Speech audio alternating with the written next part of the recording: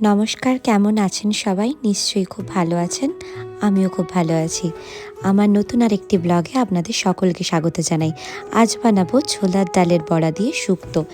Mixing জারে নিয়ে নিয়েছি পরিমাণ মতো ছোলার ডাল, আর নিয়েছি কাঁচা লঙ্কা, তাতে দিয়ে দিয়েছি পরিমাণ মতো নুন, হলুদের গুঁড়ো পরিমাণ মতো, শুকনো লঙ্কা গুঁড়ো, কাশ্মীরি লঙ্কার গুঁড়ো তাও একদম স্বাদ মতো আর পরিমাণ মতো, যে যেরকম ঝাল পছন্দ করেন তেমন দেবেন।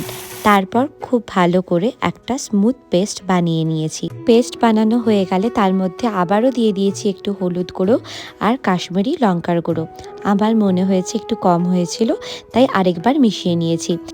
বাইরে আজকে বেশ সুন্দর রোদ উঠেছে, ভাবলাম তাড়াতাড়ি ঝটপট রান্নাটা করে ফেলি।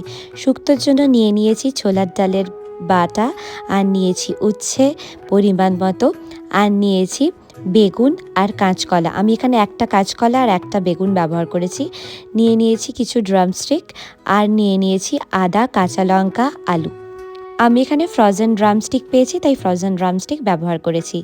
এরপর ছোলার ডালের বড়াগুলোকে সাদা তেলের মধ্যে খুব ভালো করে আমি ভেজে নিচ্ছি। এখানে আমি সাদা তেল ব্যবহার করেছি কারণ পুরো শুক্তোটা আমি সাদা তেলেই করব।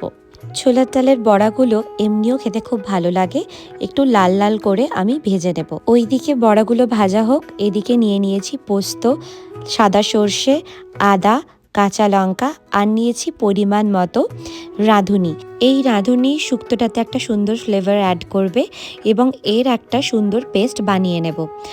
এরপর নিয়ে নিয়েছি একটি পাত্রে পরিমাণ মতো সাদা তেল, তাতে দিয়ে দিয়েছি সামান্য পরিমাণে 5 ফোড়ন শুকনো লঙ্কা, আর তার মধ্যে আলু, বেগুন, ড্রামস্টিক, উচ্ছে, যে সমস্ত সবজিগুলো আমি নিয়েছিলাম সেগুলো একে একে করে ভেজে নেব।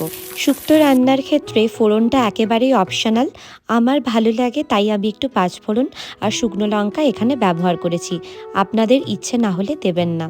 এরপর আমি এই সবজিগুলোকে একটু হলুদ আর নুন দিয়ে কিন্তু ভেজে নিয়েছি। সবজিগুলো আলাদা আলাদা করে ভাজা যেত, তবে যেহেতু আমি বাড়ির জন্য একেবারেই ঘরোয়া পদ্ধতিতে বানাচ্ছি, তাই সময় নষ্ট না করার জন্য আমি একসাথেই ভেজে নিয়েছি। তারপর দিয়ে দিয়েছি একটা ঢাকা, কিছুক্ষণের জন্য হালকা সেদ্ধ করে আবার আমি ভালো করে নেড়ে চেড়ে সবজিগুলোকে ভেজে নিয়েছি। এরপর ওই আদা, কাঁচা লঙ্কা, সাদা সর্ষে, রাঁধুনি, ওটার সেটা একটা পেস্ট বানানোর কথা ছিল, সেটা বানিয়ে নিয়েছি।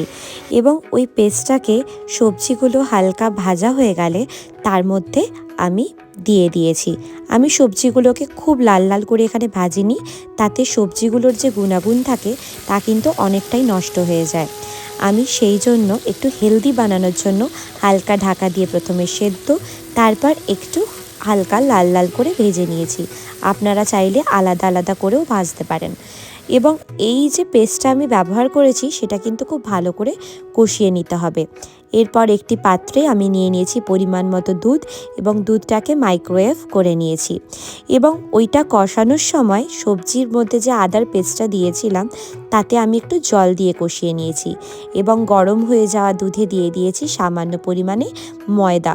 তাতে যে গ্রেভিটা হবে সেটা কিন্তু খুব স্মুথ হবে এবং ছানা ছানা একদমই কেটে যাবে না। এবং অবশ্যই কিন্তু এই দুধের সাথে ময়দাটা মিশিয়ে দেখবেন, গ্রেভিটা খেতেও কিন্তু চমৎকার হবে। এরপর ব্যবহার করেছি একটা ঢাকা, এবং সবজিগুলোকে আমি 15 থেকে 20 মিনিটের জন্য ভালো করে সেদ্ধ করে নিয়েছি। দেখুন আমার আলুটা আর বাকি সবজিগুলো কিন্তু সেদ্ধ হয়ে গেছে। এরপর ভেজে রাখা ডালের বড়াগুলো আমি দিয়ে দিয়েছি এই গ্রেভির মধ্যে, তারপর নেড়ে চেড়ে ভালো করে আবার মিশিয়ে দিয়েছি। এরপর অ্যাড করেছি গরম জল। আমি আগেই বলেছি যে গরম জল অ্যাড করলে রান্নার স্বাদ দ্বিগুণ হয়। দিয়ে দিয়েছি পরিমাণ মতো নুন, আর দিয়ে দিয়েছি পরিমাণ মতো চিনি। তারপর ভালো করে ফুটিয়ে নেব এবং দিয়ে দেব ভাজা মশলা। আমি একদম পরবর্তীকালে এই ভাজা মশলার যে রেসিপিটা সেটা শেয়ার করব, এবং অবশেষে দিয়ে দিয়েছি পরিমাণ মতো ঘি।